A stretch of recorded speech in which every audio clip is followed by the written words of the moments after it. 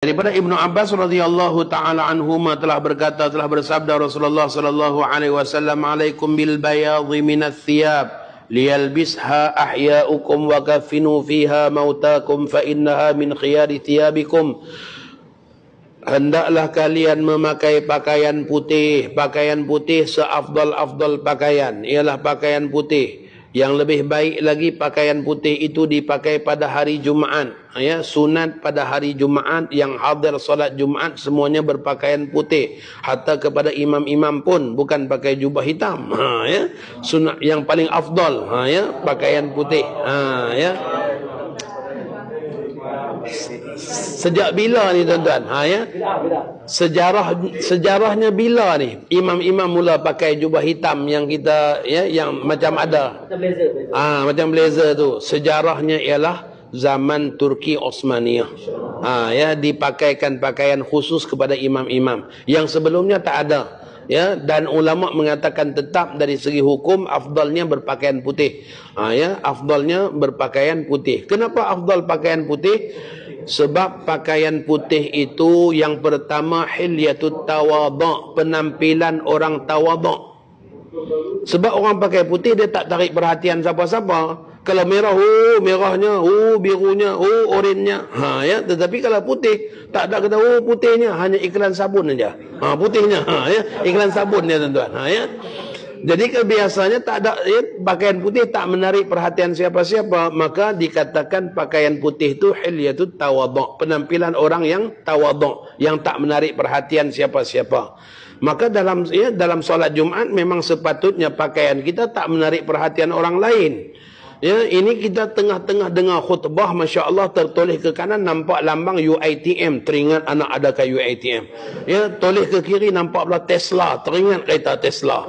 Ya, tengok ke depan pula nampak lambang Pro 2, teringat Pro 2, Masya Allah. Ya. Maka dengan sebab itu afdalnya berpakaian serba putih. Ya, supaya tak menjadi gangguan kepada perhatian umat kepada khutbah. Itu kata para ulama. Sebab tu afdal hari Jumaat berpakaian serba putih. Kalau kita pergi ke Yaman hari Jumaat tak ada yang pakai pakaian yang warna lain. Kalau ada tu Melayu. Ya.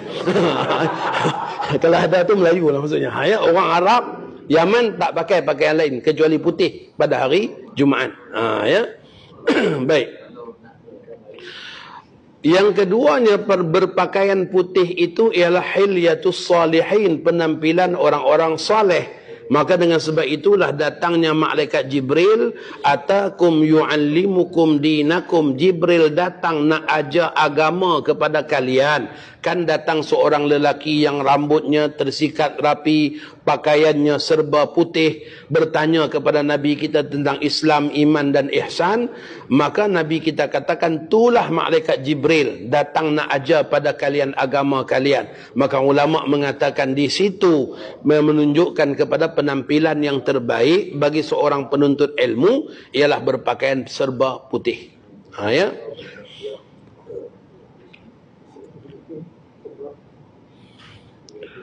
Supaya dipakai oleh orang yang hidup di kalangan kalian, dan kafankanlah orang yang mati di kalangan kalian dengannya juga. Seafdal-afdal kapan bagi jenazah ialah putih.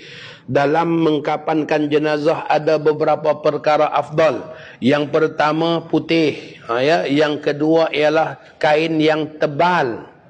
Ya, sunat kain yang tebal, lebih baik. Kerana dengan ketebalan tadi menutup bentuk tubuh jenazah. Yang ketiganya ialah kain yang murah. Jangan komplain kalau masjid sediakan kain murah. Ya, memang afdal jenazah dikapankan dengan kain yang murah, bahkan makruh dengan kain yang mahal. Ya. Baik, yang berikutnya ialah kain yang telah diharumkan. Dalam mazhab kita, mazhab Syafi'i, sunat kain diharumkan dahulu sebelum diletakkan jenazah kerana memuliakan jenazah. Apa yang berlaku di zaman kita ni, dia letak jenazah dulu, dia balut dulu, baru dia harumkan. Ya, sebenarnya yang afdal, Imam Syafi'i menyebutkan, menaskan dalam kitab sunat, ya, kain itu diasapkan pada bakhur, pada haruman sebelum diletakkan jenazah, sebagai kita memuliakan jenazah. Ya, sebagai memuliakan jenazah. Dan yang kelimanya ialah sunat kain tersebut kain yang sudah ada kesan ibadah atau kesan salihin, kesan orang soleh. Nabi kita SAW dihadiahkan satu kain tenun yang sangat indah dan baik. Baginda juga sudah lama tidak berpakaian baru. Ini ada dalam Sahih Muslim. Ya, ada dalam Sahih Muslim. Maka saat seorang wanita tenunkan kain yang sangat baik, yang sangat indah diberikan kepada baginda Nabi, maka Nabi kita pun memakainya pada kali pertama baginda memakai. Tiba-tiba saat Nabi kita keluar saja, seorang lelaki berkata, amboi cantiknya, bagi saya. La ilaha illallah, ya. Bagi saya kain ini. Nabi kita katakan, baiklah. Salah satu daripada akhlak dan kepribadian hebat Nabi kita, tidak pernah orang meminta, Nabi kita mengatakan tidak. Sentiasa Nabi kita mengiyakan, memberikan. Maka saat baginda masuk ke rumah untuk tukar pakaian agar diberikan kain itu pada orang tersebut, orang ramai pun berkata kepada fulan tersebut, kamu ni pun, kan kamu tahu Rasulullah kalau diminta akan diberi, sedangkan Nabi kita dah lama tak pakai pakaian baru, kenapa kamu minta? Kata si fulan tadi, aku nak jadikan ia kapan aku. Ya, maka benar beliau meninggal dunia, sesudah itu dikapankan dalam pakaian tersebut. Maka dengan sebab itu para ulama mengatakan di antara perkara afdal pada kapan jenazah, kain yang ada kesan-kesan orang soleh. Sayyidus Salihin ialah Rasulullah sallallahu alaihi wasallam. Dan ataupun kain yang ada kesan ibadah sebagaimana wasiat daripada Sayyidina Abu Bakar As-Siddiq, supaya beliau dikapankan dalam pakaian hajinya. Ya, supaya beliau dikapankan pada pakaian hajinya. Maka dengan sebab itu orang-orang tua kita dulu, tok-tok guru kita dulu, kalau mereka pergi haji atau pergi umrah, kain ihram mereka bawa balik. Sebab kain itu kain yang telah menyaksikan ibadahnya kepada Allah.